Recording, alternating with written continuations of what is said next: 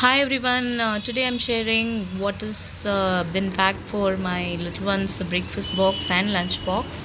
Breakfast she carry in the morning. So today it is Barnyard zero rice millet idlis.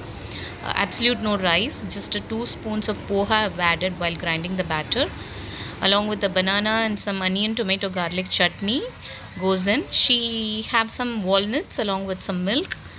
That's her morning routine.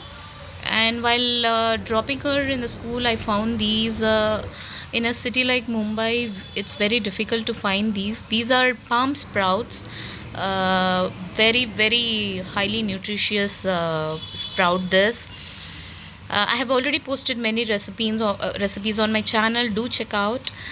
This goes for her snack box along with til laddu. Winter started, so better to give some uh, chickies, til, peanut, flaxseed, which keeps them warm. Yes, this palm sprouts is very nutritious, high in fiber. Do check out my other palm sprout recipes on my channel. Follow Lathus Kitchen more on Insta and FB.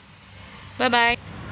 Oh yes, it is vegetables and soya chunks added vegetable pulav in her lunch box.